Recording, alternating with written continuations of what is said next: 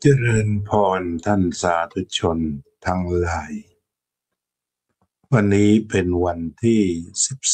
14มิถุนายนพุทธศักราช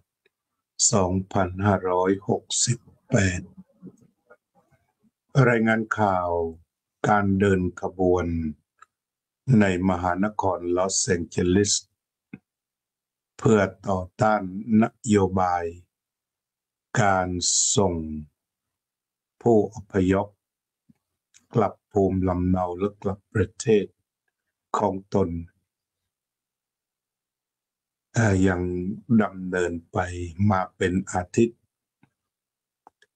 ตอนนี้สัก2-3 วันที่ผ่านมาก็มีการประกาศเคอร์ฟิวตั้งแต่ประมาณ20:00 นถึง6:00 นพวกกลางวันช่วงเย็นๆก็จะมีการกลับมาเดินขบวนอีกฟังข่าวจากรายงานข่าววิทยุในระดับชาติหรือว่าข่าวอื่นๆโดยทั่วไปก็จะพบว่าวันนี้14มิถุนายนพุทธศักราช2568เรียกว่า June 14 2025จะมีการเดินขบวนกันทั่วประเทศทุกรัฐเพื่อต่อต้านนโยบายการส่งผู้อพยพอย่างไม่เป็นธรรมของท่านประธานาธิบดีโดนัลด์ทรัมป์มีรายงานข่าวแต่เช้าว่าทางดี.ซี. ก็ตัวผู้เดินขบวนก็ถูกจับไป60 คนนั่นหมายความว่าเริ่มกันทุกรัฐสำหรับในมหานครลอสแองเจลิสเมื่อวานนี้หากติดตามข่าวตอนเย็นๆเพราะข่าวที่ออกมาดีคือข่าววิทยุก็ปรากฏว่าจะมีการเดินขบวนกันมากในวันนี้อาตมาได้รับนิมนต์ไปบรรยายธรรมให้เยาวชนที่วัดอินโดนีเซียแต่เมื่อ2 คืนที่ผ่านมาได้ทราบข่าวทางผู้นิมนต์ก็ขอยกเลิกก่อนเพราะดูสถานการณ์ไม่ปลอดภัยแม้จะไกลออกมาจากมหานครลอสแองเจลิสประชาชนทั่วไปวันนี้ก็คงจะไม่ออกจากบ้านไปทำธุระกันถ้าไม่จำเป็นส่วนการเดินขบวนนั้นความพร้อมก็มีเช่นว่าทางรัฐบาลกลางก็ได้ส่งเนชั่นแนลการ์ดและก็มารีนก็คือทหารเรือและก็ทหารรักษาความปลอดภัยเนชั่นแนลการ์ดทหารเนี่ยนะ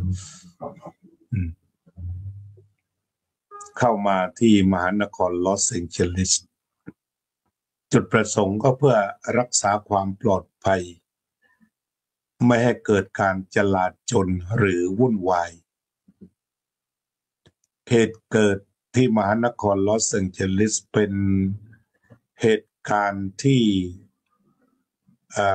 ไม่คาดคิดเวลาเดินขบวนมันจะมีเหตุการณ์เสริมเข้ามาโดยไม่ได้อยู่ในแผนของผู้จัดเดินขบวนนั่นก็คือพอเกิดจลาจลก็จะมีกลุ่มหนึ่งพวกขี้ขโมยหัวขโมยจะไปทุบตีร้านรวงต่างๆตรงนี้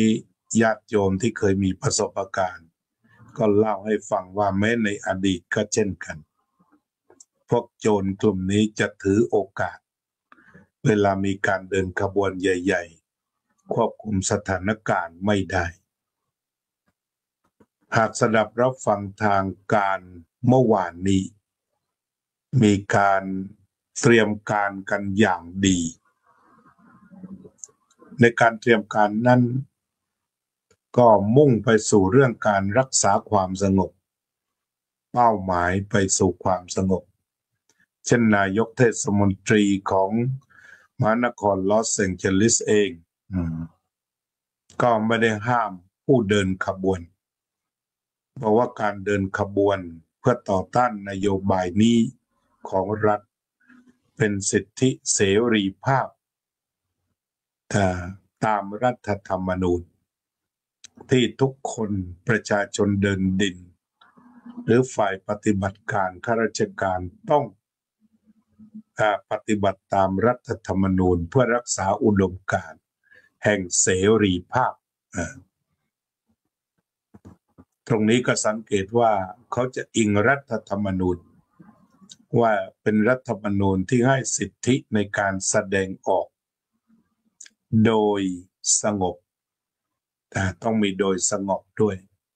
ทีนี้หากการเดินขบวนจะมาสักเท่าไหร่แต่ถ้ายังสงบอยู่ก็ถือว่าไม่ผิดกฎหมายแต่ประการใดทีนี้กล่าวถึงการที่รัฐบาลกลางได้ส่งหน่วยรักษาความปลอดภัยเข้ามาก็สร้างความไม่พอใจกับบรรดาข้าราชการในท้องถิ่นหรือนักการเมืองท้องถิ่นทั้งหมดเช่นว่าท่านผู้ว่าก็ออกมาว่าการส่งกองกำลังมาแบบนี้กระทำไม่ถูกต้องตามกฎหมายเป็นกองกำลังที่ผิดกฎหมายบรรดาท่านผู้รู้นักวิชาการนักกฎหมายต่างๆก็มาชี้ว่าการส่งกองกำลังเข้ามาโดยใช้คำว่ารักษาความปลอดภัยนั้นอาจจะมีการปะทะหากจะต้องปะทะหรือทำร้ายประชาชนจะผิดกฎหมายทันทีเพราะว่าทหารอเมริกันนั้นเขาเอาไว้รบเพื่อป้องกันดินแดนหรือรบกับประเทศอื่น ถ้าถอดความก็ว่าอย่างนั้นรบกับประเทศอื่นเพื่อรักษารักษาดินแดนเอาไว้ไม่ได้เปิดให้ทหารมาทำร้ายประชาชนอันนี้ก็เป็นประสบการณ์ตรงจากสหรัฐก็เล่าให้ฟังว่าจะต้านทหารตำรวจทหารไม่มีสิทธิ์ในความเป็นจริงแล้วแค่ตำรวจของแคลิฟอร์เนียนี่ก็พออันนี้ก็เป็นเหตุของการต่อต้านโดนัลด์ทรัมป์เป็นแผงเมื่อวานนี้สักเย็นสัก5 โมงรายงานข่าวล่าสุดก็สสแคลิฟอร์เนียทั้งหมด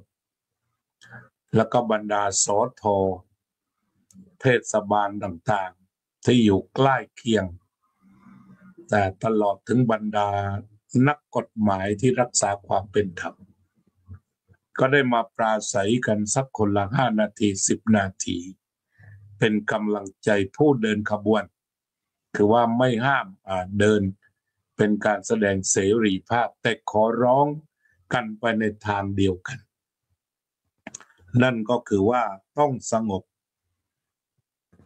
non-violence compassion loving kindness and peace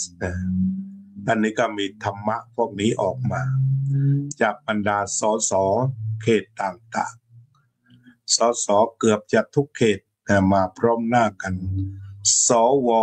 มาพร้อมหน้ากันเพื่อที่จะทำให้ประชาธิปไตยนั้นเป็นจริงนั่นคือแสดงสิทธิทีนี้ก็ปรากฏว่าเกี่ยวกับเรื่องของ immigration นั้นเท่าที่สดับรับฟังดูจากข่าวจากผู้เชี่ยวชาญคือการส่งกลับผู้อพยพไม่ค่อยจะชัดเจนเท่าไหร่ก็เอาละคือเขายังไม่ได้มีใบเขียวแต่ว่ายังอยู่ระหว่างการสมัครบางรายก็ถูกส่งหรือบางคนมาสอบซิติเซนแล้วก็ยังถูกส่งก็คือหาช่องในการที่จะส่งกลับประเทศเสียหมดแต่นี่ก็คือมันเกี่ยวกับนโยบายผู้อพยพหรือแปลว่า immigrant ทั้งหมดนั่นแหละ ตลอดถึงว่าตัดวีซ่านักศึกษาต่างชาติแล้วก็กำลังจะจับนักศึกษาต่างชาติที่มีความผิดเล็กๆน้อยๆหรือว่าไม่ถึงกับผิดแต่อยู่ระหว่างรอยต่อเช่นบางคนวีซ่าขาดแต่ว่ากำลังรอใบเขียวอย่างนี้แต่ถ้าเจอแนวนี้ก็เรียกว่าเจอจังๆก็จับเลยเหมือนกันด้วยเหตุนี้จึงสร้างความเดือดร้อนแล้วก็หวาดผวาแต่คนเป็นจำนวนมากทำงานตามในสวนโดยเฉพาะหาแรงงานยากแรงงานจากเม็กซิโกเขาบอกเขาฝันและความฝันของเขาก็อยู่ตามในสวนผลไม้ก็ถูกจับส่งไปก่อนเป็นพวกแรกๆกวาดพอกวาดเสร็จผลกระทบก็เกิดขึ้นกับเศรษฐกิจแบบแรงอย่างไรก็ตามที่เอามาเทศกันในวันนี้เพื่อรายงานให้ทราบวันนี้ก็จะจับตาดูว่าตลอดหรือว่าทั่วรัฐแคลิฟอร์เนียหรือทั่วประเทศแต่ทางวอชิงตันดีซีแถวนั้นก็เริ่มตั้งแต่เช้าจากรายงานข่าวทีนี้การส่งเสริมสิทธิเสรีภาพที่เป็น non-violence เป็น compassion แล้วก็มี peace ที่ก็เรียกร้องกัน loving kindness ก็มีความคิดว่าจะต้องเป็นการเดินขบวนที่มีเมตตากรุณาความอหิงสาเมตตากรุณาอหิงสาใช้ความไม่รุนแรงไม่เบียดเบียนไม่ทำร้ายแก่กันและกันมีร้านค้าร้านหนึ่งเจ้าของร้านชื่ออลิซาเบธอยู่ที่เอลซัลวาดอร์เป็นชาวเอลซัลวาดอร์ก็มีหลักมีฐานตั้งภัตตาคารอาหารอยู่ที่นี่เธอบอกว่าเธอต้อนรับทั้งฝ่ายทหารและฝ่ายเดินขบวนเข้ามาพักในร้านเข้าห้องน้ำได้ดื่มน้ำได้ซื้อหาข้าวของได้เธอก็ปลอดภัยอยู่ก็มีข่าวมาเธอเน้นการ compassion เหมือนกันคือมีความเมตตาเน้น kindness มีความกรุณาแต่ก็เน้น peace ก็ขอให้ทำหน้าที่ตามรัฐธรรมนูญมาดื่มน้ำได้เข้าห้องน้ำได้ เพราะว่าคนที่เป็นอิมิเกรนต์ด้วยกันคืออพยพกันมาแล้วได้ใบเขียวได้ซิติเซนนั้นมีความเห็นอกเห็นใจต่อกันแม้คนไทยเราไม่ได้ไปเดินขบวนแต่หลายคนก็พัฒนาตนขึ้นมาจากการที่มาสมัครใบเขียวด้วยความยากลำบากแล้วก็ผ่านมาเป็นซิติเซนเมื่อเจอเหตุการณ์นี้เขาก็เห็นอกเห็นใจอันนี้บทเรียนตรงนี้ก็คือว่าการเมืองนั้นเกี่ยวข้องกับชีวิตการดำเนินชีวิตโดยตรงโดยเฉพาะช่วงเลือกตั้งเนี่ยการที่จะเลือกผู้นำถ้าเลือกผู้นำได้ถูกต้องมันก็สงบอย่างยุคของโจไบเดนเข้ามาก็เร่งสะสางงานเรื่องของโควิด -19 โควิด -19 แล้วก็ทำเรื่องราวสวัสดิการต่างๆก็ปกติ4 ปีก็สงบเย็นดีอาจจะไม่หวือหวาทีนี้อารมณ์คนนี่สำคัญบางคราวนี่จะต้องการหวือหวางั้นรู้สึกว่าไบเดนกับกัมมาลานั้นเงียบเหงาเกินไปคือก้มหน้าก้มตาทำแต่งานทีนี้พอมาท่านประธานาธิบดีโดนัลด์ทรัมป์หาเสียงมีหลายเรื่องที่ถูกใจคนบางกลุ่มโดยเพราะการส่งคนกลับแกก็บอกไว้แล้วเหมือนกันตั้งแต่วันแรกแกจะจัดการเลยแต่ก็บอกว่าแค่พวกอาชญากรรมที่มันชัดเจนมันก็ถูกต้องใครได้ยินก็ใช้ได้แต่ตอนนี้เรียกว่า คนทำงานทั้งหลายคนเสียภาษีในอย่างเมื่อวานเขาก็พูดไปเนี่ยว่าคนอิมิเกรนต์ที่มาทำงานอยู่ในลอสแองเจลิสที่ต้องเสียภาษีให้รัฐบาลกลางมาปีหนึ่งก็ประมาณ2 บิลเลียน 2,000 ล้านดอลลาร์ไม่ต่ำกว่านั้นคือมันก็รวบรวมพวกที่มาทำงานในอเมริกาที่ทำรายได้ให้เนี่ยประมาณนี้ที่ส่งไปหล่อเลี้ยงก็ไม่นับถึงการหล่อเลี้ยงในรัฐแต่ว่าแนวโน้มที่น่าสนใจก็คือว่าทุกคนใช้ธรรมะตอนนี้ สสสวสทของคนในพื้นที่ไม่ยุยงปลุกปั่นตรงนี้ก็เป็นต้นแบบของการต่อสู้ทางประชาธิปไตยคือไม่ยุยงไม่ปลุกปั่นไม่ใช้ความรุนแรงพวกปราศัยก็อาจจะมีบ้างพวกปลุกระดมก็มีอยู่ แต่ว่าบรรดาสสสวสทซึ่งเป็นที่เคารพนับถือเขาก็สามารถไปคุมสถานการณ์ได้ก็ลองดูวันนี้24 ชั่วโมงข้างหน้าเนี่ยว่าเหตุการณ์จะเป็นอย่างไรและการเดินขบวนนี้จะเป็นอย่างไรกระทบกระทั่งกันบ้างไหมบาดเจ็บกันบ้างไหมอย่างไรแนวอหิงสายังเดินได้ไหมอันนี้ก็เรียกว่าหลักธรรมในทางพระพุทธศาสนาเนี่ยเป็นธรรมะสากลคือคนเดินขบวนตำรวจทหารที่มารักษาความปลอดภัยนั้นก็ไม่ใช่พุทธแน่นอนส่วนมากก็จะเป็นชาวคริสต์ชาวอิสลามแต่พอเจอเหตุการณ์อย่างนี้ทุกคนเห็นตรงกันว่าต้องnon-violence อหิงสาเท่านั้นพระพุทธเจ้าก็ตรัสไปแล้วเนี่ยอัพพยาปัจจังสุขขังโลเกการไม่เบียดเบียนกันเป็นสุขในโลกตรงนี้ก็ชอบใจที่ว่าเขาพูดธรรมะกัน นี่แหละธรรมะกับการเมือง ทีนี้ถ้าเขาถามว่ามันมีได้แล้วธรรมะกับการเมืองก็เป็นว่าพอถึงจุดวิกฤตเนี่ยเขาก็อยากจะเอาการธรรมะเนี่ยมาใช้และธรรมะอยู่ที่ไหนอหิงสา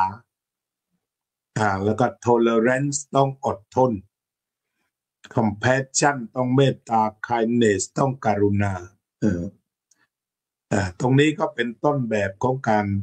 ที่บอกว่านำเอาหลักธรรมมาใช้กับการเมือง เพื่อที่จะดับร้อนจะเห็นได้ว่ามีจุดประสงค์ชัดเจนนำธรรมะมาใช้กับการเมืองเพราะว่าธรรมะเย็นแล้วก็การเมืองร้อนท่านอาจารย์เลขาธิการสมัชชาสงฆ์ไทยในสหรัฐอเมริกาก็เข้ามาเป็นกำลังใจวันนี้อย่าไปลอสแองเจลิสเดอร์มีกิจนิมนต์อะไรต่างๆจะออกไปตรวจงานก็ตรวจอยู่แถวฝั่งนี้ก่อนนะแถวซานเบอร์นาร์ดิโนเอสคอนดิโดริเวอร์ไซด์แถวนี้ก่อนให้เดินขบวนเบาก่อนเดี๋ยวรถหลุดเข้าไปกลางขบวน ก็แสดงธรรมอหิงสาซะเลยเนาะถ้าหลุดเข้าไปก็อหิงสาไปเลยท่านพระครูรัตนปัญญาวิเทศปกติก็จะมีรายการเวลามันมาเท่าเวลามันเหมือนกันหรืออาจารย์ยังทำวัดเช้าอยู่ก็เลยยังไม่ได้นัดหมายสนทนากันสักครั้งหนึ่งจะได้สนทนากันเรื่องทิศทางการบริหารงานเพราะว่าตำแหน่งเลขาธิการสมัชชาสงฆ์ไทยในสหรัฐอเมริกาก็คือทิศทางของสมัชชาหรือที่เขาเรียกกันว่าแม่บ้านเหมือนกับบ้านแม่บ้านก็จะต้องรู้จะต้องกำหนดทิศทาง ซึ่งการกำหนดทิศทางก็ไม่ต้องมีมากมายนักเช่นท่านเลขาธิการเป็นนักเทศนักแสดงธรรมก็มาเข้าทางว่าทำอย่างไรจะขับเคลื่อนให้ทิศทางพระธรรมทูตได้เพิ่มธรรมะลงไปตามสื่อตามชุมชนหรือใดๆกราบพี่หลวงจัญญาด้วยเคารพขอนอบน้อมด้วยธรรมนำสื่อสารในยามเช้าฟังธรรมนำสำราญมีจิตใจไม่ฟุ้งซ่านดีงามแลครับ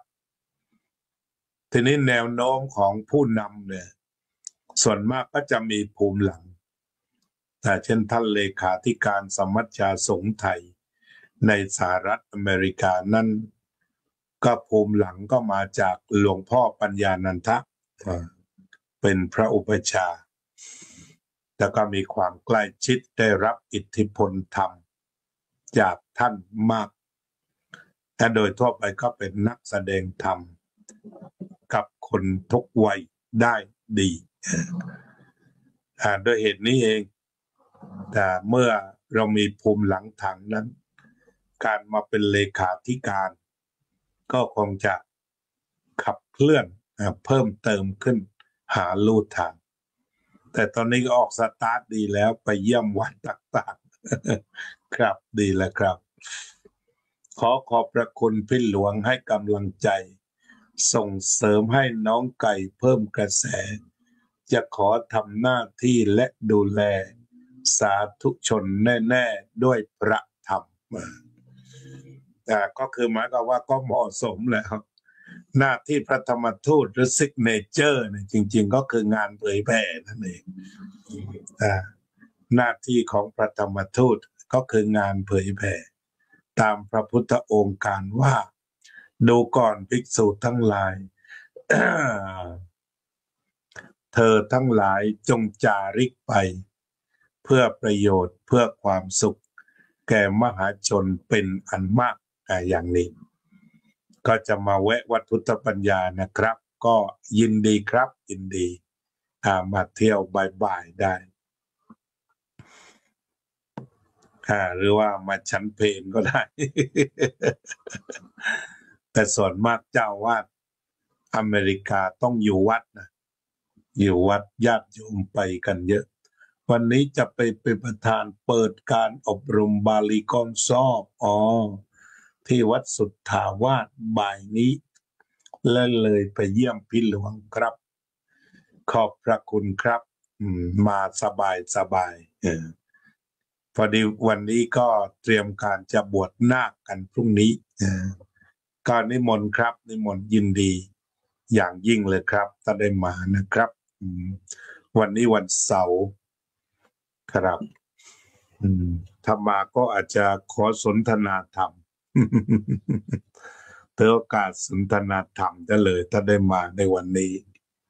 สักชั่วโมงสนทนากัน2 คนมีโยมดูบ้างเล็กน้อยก็ออกอากาศอัดเสียงไว้ญาติโยมมาดูภายหลังก็ดีเหมือนกันนะครับไม่ต้องใช้ลิงก์ของทางนี้อาจจะไม่เสถียรเท่าไหร่นั่งคุยกันยิ่งดีนะครับนี่ก็คือท่านเลขาธิการสมัชชาสงฆ์ไทยในสหรัฐอเมริกาถ้าพูดถึงนักบริหารของสมัชชาสงฆ์ไทยเนี่ยก็ถือว่าล้วนมีคุณภาพทั้งหมดล้วนมีคุณภาพตั้งแต่ท่านประธานท่านรองประธานแล้วก็เลขารองเลขาเนี่ยรองเลขาธิการนี่เก่งมากๆท่านในงานธุรการและงานประสานงานด้านอื่นถือว่าทำได้ดีแล้วก็เก่งมากเป็นยุคที่จะขับเคลื่อนสมัชชาสงฆ์ไทยในสหรัฐอเมริกาเข้าสู่ยุคใหม่อย่างแท้จริงแล้วก็เป็นประชาธิปไตยต้นแบบของสงฆ์คณะสงฆ์ไทย ที่มีบางส่วนว่าน่าจะถึงเวลาเลือกตั้งแล้วหรือยังเพราะว่าจะได้เติมพลังสงฆ์ภูธรซึ่งมีอยู่เป็นจำนวนมากเข้ามาร่วมเป็นผู้บริหารอันนี้ก็ทางสมัชชาสงฆ์ไทยในสหรัฐอเมริกาก็เรียกว่าพร้อมเพรียงรอบด้านนะครับวันนี้ก็คุยเรื่องแผนงานที่จะรับมือการเดินขบวนใหญ่ของทางมหานครลอสแองเจลิสที่สุดท้ายบรรดานักการเมืองใช้ธรรมะทั้งหมดแล้วเนี่ยนัตถิเมสรนังอัญญังธัมโมเมสรนังวรังแล้วเนี่ยไม่ว่าจะเป็นสสไม่ว่าจะเป็นสทจะเป็นท่านนายกเทศมนตรีท่านผู้ว่าก็ล้วนไม่มุ่งไปสู่นันไวโอเลนซ์หรืออหิงสานี่คือธรรมะกับการเมืองธรรมะกับการเมืองทีนี้ถ้าหันไปมองบ้านเราก็ต้องใช้ธรรมะแหละนาทีนี้2 ข้อเป็นอย่างต่ำคือขันติกับเมตตาแต่ตอนนี้ของเราที่มันท้าทายลึกๆการเมืองบ้านเราที่จะต้องใช้ธรรมะก็คือการท้าทายในการที่จะเดินไปอีกก้าวหนึ่งที่จะเป็นการเมืองภาคประชาชน100%ตอนนี้ก็มีเรื่องสุ่มเสี่ยงต่อการรัฐประหารเข้ามาอีกคือคนรู้สึกว่าไปคิดถึงทหารไปซะอีกแล้วตอนนี้ก็คือไปคิดถึงว่าอยากให้ประเทศอย่างนั้นอย่างนี้ถ้าเดินไปอย่างนี้กลัวประเทศจะล่มจมอะไรแล้วก็มักจะไปคิดถึงทหารซึ่งตรงนี้ก็ขอชี้ว่าอดทนอีกสัก2 ปีให้เลือกตั้งแต่มีอะไรก็บอกกันไปตามสิทธิ์แต่อย่าใช้ความรุนแรงอะไรที่คณะรัฐบาลทำไม่ถูกก็ช่วยกันบอกแล้วก็คนเดินขบวนก็มีอยู่เดินมาทำเนียบอะไรก็เน้นอหิงสาอโหสิบ้านเรา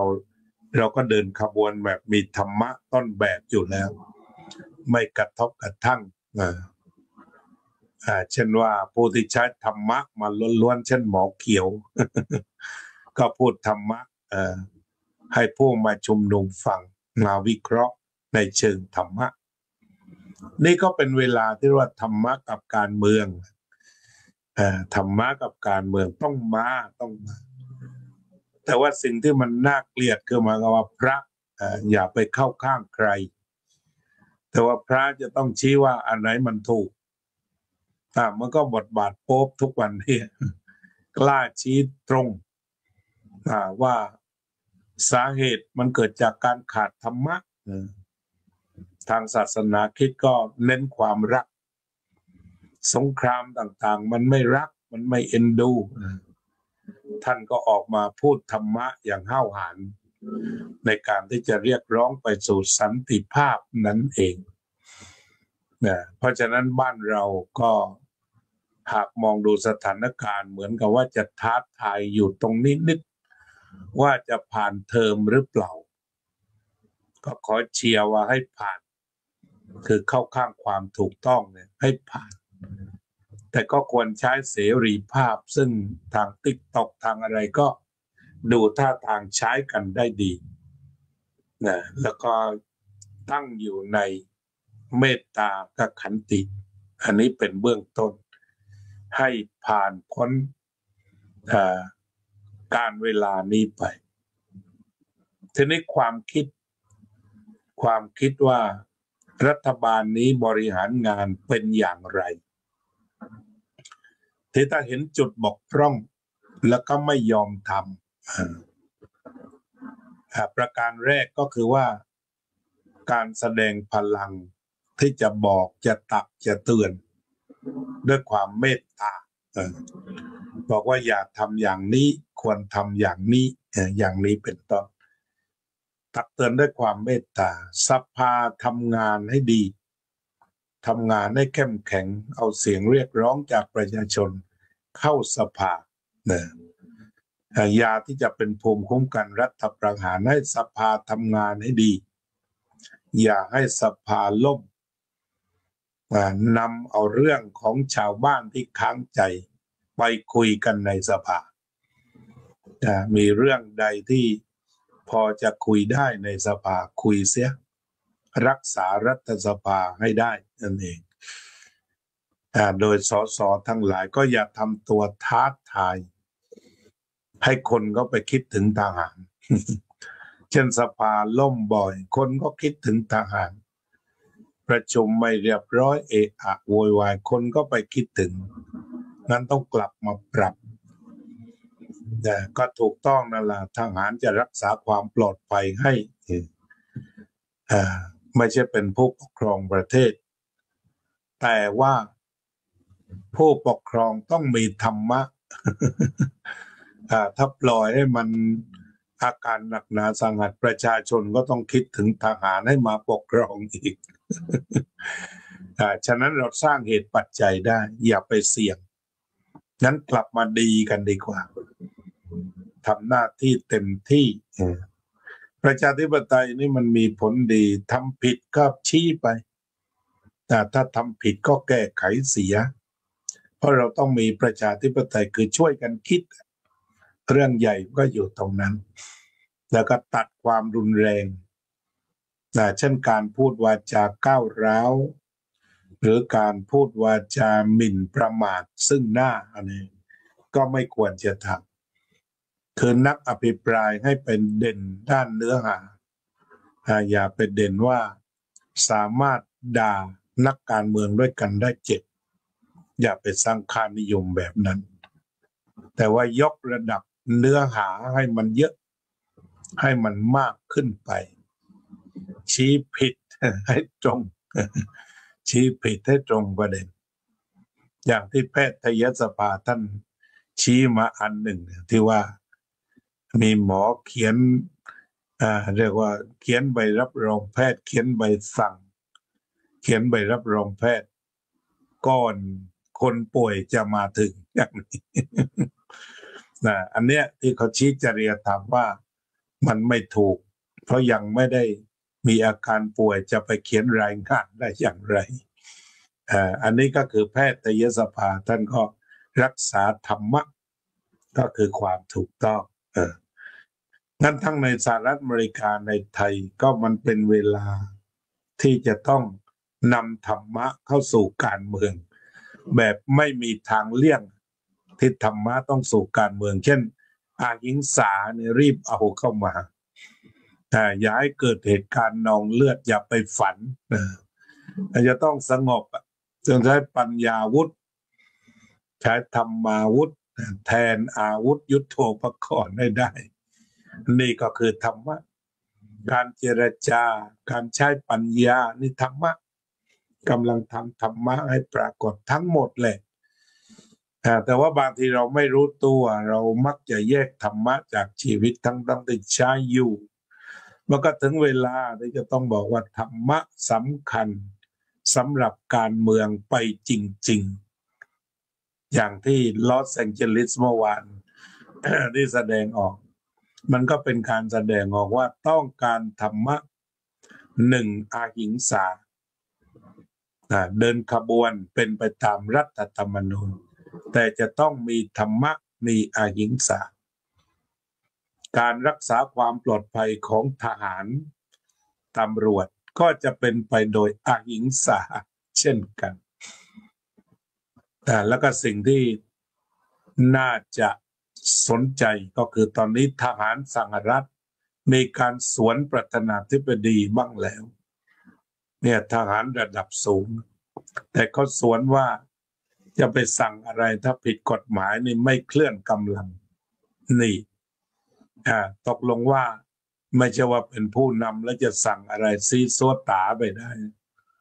มันจะต้องมีความถูกต้องรองรับเขาด้วยเพราะฉะนั้นการที่ในประเทศไทยมีนักการเมืองหนุ่มๆ ที่เขาบอกทหารจะต้องเชื่อฟังพลเรือนเท่านั้นฟังได้ถ้ามันถูกกฎหมายถ้าไม่ถูกกฎหมายก็สวนเอาเหมือนกันในการที่นักการเมืองรุ่นใหม่ดูไปยังสหรัฐที่จะเอาความคิดเหมาเข่งไปว่าถึงเวลาที่ทหารจะต้องฟังพลเรือนก็ฟังได้อยู่แต่ว่าการเคลื่อนกำลังทำอะไรจะไปรับใช้บุคคลไม่ได้จะไปรับใช้นายกหรือรับใช้รัฐมนตรีกลาโหมแบบไม่มีกฎหมายรองรับนี่ไม่ได้ เพราะฉะนั้นตอนนี้ก็พากันสวนประธานาธิบดีกันผู้ว่าสวนแล้วก็นายทหารระดับใหญ่ท่านหนึ่งที่ออกมาสวนชัดเจนไม่ถูกกฎหมายไม่ทำคือก็จะถูกกฎหมายก่อนแล้วก็ได้กฎหมายเสร็จค่อยคุยกัน อันนี้ดีถือกฎหมายซะก่อนแล้วก็มีธรรมะด้วยวันนี้ที่อยากเอามาเล่าก็คือเห็นสถานการณ์ที่เขาใช้ธรรมะกันทุกคนก็เลยมาเล่าให้ท่านสาธุชนทั้งหลายได้ฟังต่อไปก็ทักทายเนาะโยมประพันธ์วงศ์พาณิชย์เจริญพรโยมอุตสาอินทวงศ์เจริญพรโยมสุนิตวงศ์สุเทพเจริญพรโยมกัลยาว่องทิพย์คงคาเจริญพรโยมบัวผันโฮลสบายใจเนาะดอกไม้บานสะพรั่งเลยส่งดอกไม้มาแสดงให้หมดเลยโยมสุพรรณิกาฉายาลักษณ์โยมทิติมามาเทลโยมเคนตนาโยมอุบลอินทวงศ์ท่านรองศาสตราจารย์สงัดดำคุ้มเจ้าคณะอำเภอขนอม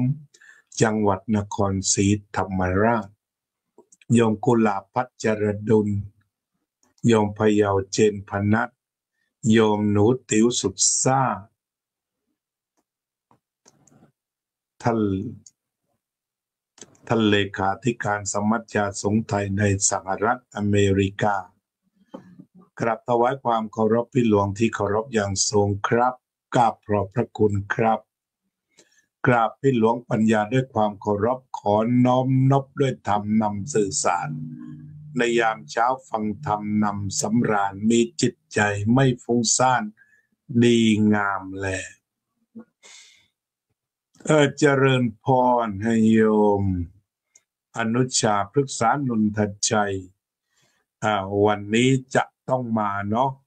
วันศุกร์ดิบบวชนาคโยมอนุชากับเพื่อนต้องมาวางแผนลาดเราด้านการจราจรด้วยขอบพระคุณพี่หลวงให้กำลังใจส่งเสริมให้น้องไก่เพิ่มกระแสจะขอทำหน้าที่และดูแลสาธุชนดีแน่ๆด้วยพระธรรมโยมศรีวิไลศรีวงศ์ชัยท่านเลขาธิการสมัชชาสงฆ์มั่นใจว่าจะทำหน้าที่โดยมีพระธรรมนำหน้าดูแลอย่างดีครับวันนี้ท่านประธานท่านเลขาธิการสมัชชาสงฆ์ไทย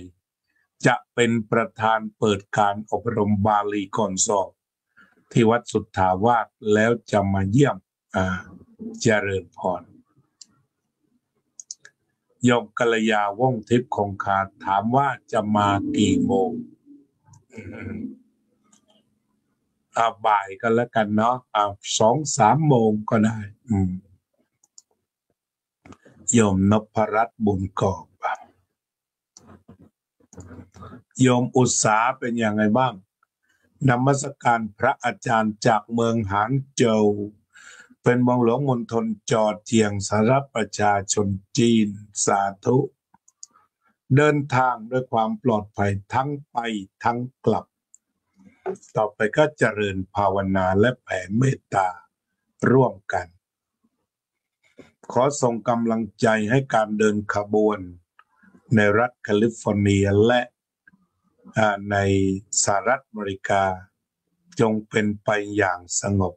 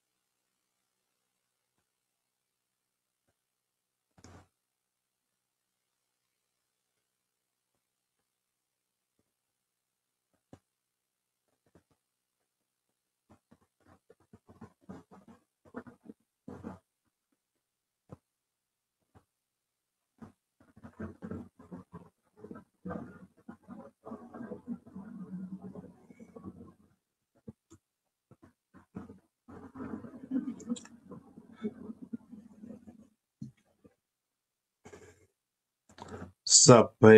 สัตตาสัตว์ทั้งหลายที่เป็นเพื่อนทุกข์เกิดแก่เจ็บตายด้วยกันทั้งหมดทั้งสิ้นอเวราโหนตุจงเป็นสุขเถิดอย่าได้มีเวรแก่กันและกันเลยอัพยาปัชชาโหนตุจงเป็นสุขเถิดอย่าได้พยาบาทเบียดเบียนซึ่งกันและกันเลยอนีฆาโหนตุจงเป็นสุขเถิดอย่าได้มีความทุกข์กายทุกข์ใจเลยสุขีอัตตานังบริหารันตุจงมีความสุขกายสุขใจรักษาตนให้พ้นจากทุกข์ภัยทั้งสิ้นเถิดอรหัง อภิวาทนาสีลิสะนิจจังวุธาปจายโนจัตตารโอธรรมาวัฏันติอายุวันโนสุขังพลัง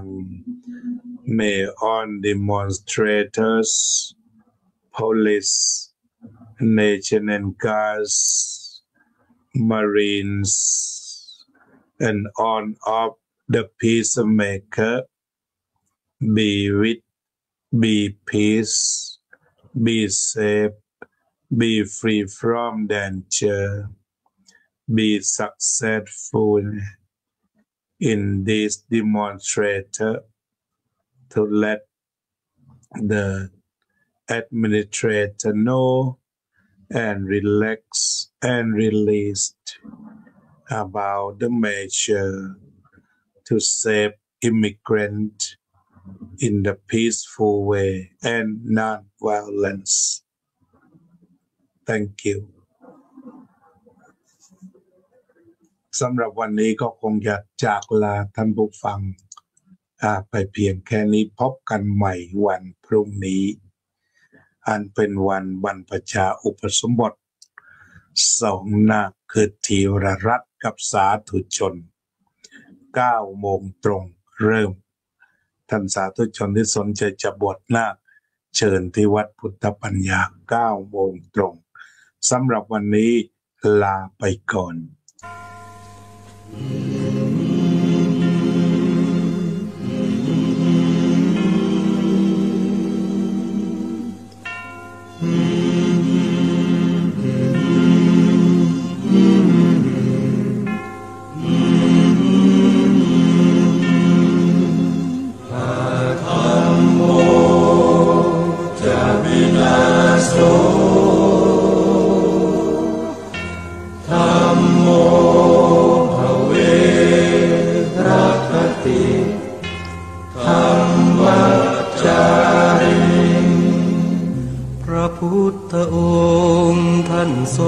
ตรัสรู้ทรงตรัสรู้เป็นสัพพัญญูตรัสสอนความจริงตรัสสอนความจริงว่าธรรมะย่อมชนะทุกสิ่งเป็นที่พึงพิงแก่ผู้ประพฤติชอบธรรมธัมโมจะวินาโสธัมโมภเวรัคติธัมมัจจาริอำนาจใดๆก็ตามย่อมถึงความพินาศถ้าขาดธรรมะประจำไม่มีใครอยู่ค้ำฟ้าเราต่างเกิดมาใช้กันจงอยู่ในศีลในธรรมคิดทำแต่กรรมที่ดีธัมโมจะวินาโสธัมโมภเวรัคติธัมมัจจาริทำส่องสว่างสู่ทางสุขสีคำจุนโลกนี้นิรันดร์ธัมโมจะวินาโส